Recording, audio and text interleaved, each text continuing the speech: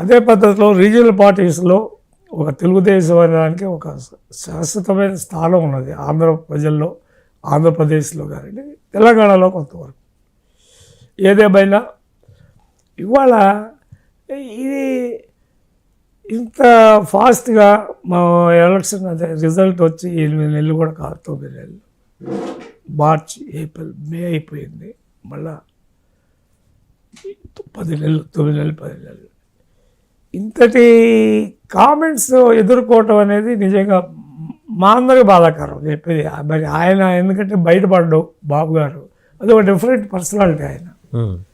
So ఏమి మాట్లాడాలంటే ఏం మాట్లాడకూడదని మరి ఒక రిటారిక్లో మాట్లాడారా ఎవరు పవన్ కళ్యాణ్ గారు కానీ, సరే పవన్ కళ్యాణ్ గారు అది ఆవేశం, ఆయన ఎప్పుడు ఎలాగ మాట్లాడుతుంటారో నేను ఇదివరకు ఒకసారి కూడా చెప్పా. ఆయన ఏ విషయము ఆ నిమిషానికి ఆయనకి ఏది కరెక్ట్ అనుకుంటే అది మాట్లాడేస్తాడు. ఆయన చూసాము, చాలా కాలం నుంచి చూస్తున్నాం, 10 ఏళ్ళ నుంచి చూస్తాం, మనసులో ఏముండదు.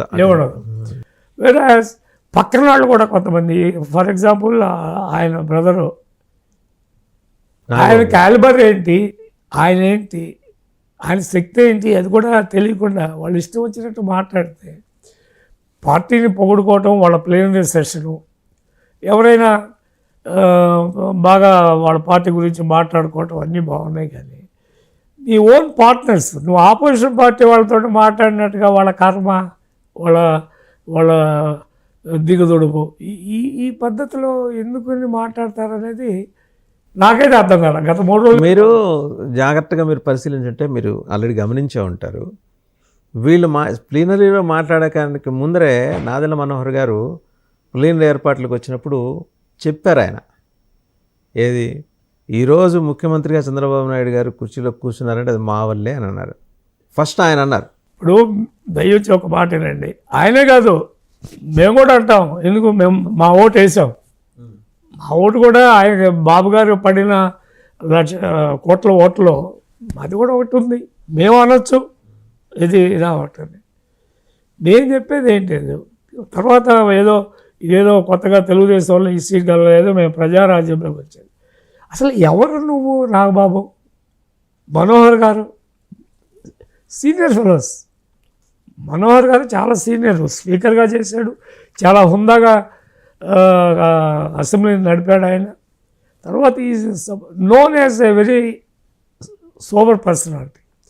మరి అలాంటిది అతని కోసము ఆలపాటి రాజేంద్ర ప్రసాద్ గారు త్యాగమేది మీరు ఏమనండి. ఎందుకంటే 5 ఏళ్ల పాటు వర్మ కానివ్వండి, ఈయన కానివ్వండి, 5 ఏళ్ల పాటు అక్కడ కష్టపడి పనిచేసి బాబు గారు ఆదేశం మేరకు, ఆదేశం అనండి ఆయన చెప్పిన మాట విని, కానీ వాళ్ళిద్దరు దాన్ని వదిలేశారు. అంటే వాళ్ళు పని చేయలేదా? They did very great work there. ఆ కాన్స్టిట్యూన్సీలో బాగా చొచ్చుకుపోయి ఉన్నారు. ఇప్పుడు ఆయన గెలుపు కోసం మరి నాదెళ్ల మనోహర్ గారు కూడా తిరిగారుగా, 3 జిల్లాలు చేశారుగా. చేశారు, నేను కాదండి, చెయ్యాలి. దట్ ఈస్ వేర్ అలియన్స్ అనేది. ఆ రెసిప్రొకేషన్ ఉంది, రెసిప్రొకేషన్ ఉండాలి. కానీ ఈ విధమైన మాటలు మనం చూస్తున్నాం. మహాభారతం ఎందుకైంది? మాటల నుంచి వచ్చింది. కానీ ద్రౌపది నవ్వింది అనే దగ్గర నుంచి స్టార్ట్ అయింది. That is where it all started. మరి అలాంటిది ఇవాళ how Telugu Desam is going to look at this అండి? అది నేను అనుకుంటాను,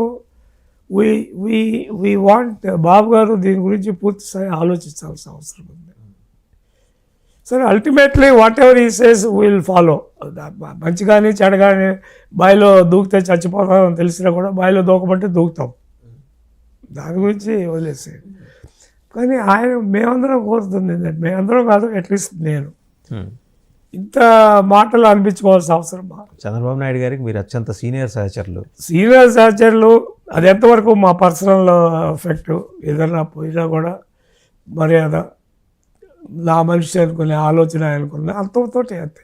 అందుకని రాజకీయాలు, రాష్ట్ర రాజకీయాలు మేమందరం కొంచెం అస్తమిస్తున్న సూర్యులు. కొత్త వాళ్ళు వస్తున్నారు, youngsters, and they are equally working hard పార్టీకి under the leadership of Lokesh Babu. మరి వాళ్ళు ఏ విధంగా ఫీల్ అవుతున్నారు అనేది తెలుసుకోవాల్సిన బాధ్యత పార్టీ లీడర్షిప్ మీద ఉంది. అట్లనే ఏదో అలియన్స్ నేను మనం ఇదివరకు కూడా వస్తాను అనుకున్నాం. ఫస్ట్ టైం నాకు 50 ఏళ్ళ నుంచి నేను రాజకీయాలు చూస్తున్నా. ఎందుకంటే మా నాన్నగారి టైంలో నేను కొంచెం జ్ఞానం తెలిసిన రోజు నుంచి వెళ్ళి ఎలక్షన్ అప్పుడు పోయి ఆయనతో పాటు తిరిగేవాడు. అలియన్స్ పార్టీసు అప్పుడు ఉన్నాయి చిన్న చిన్న అలియన్స్ పార్టీసు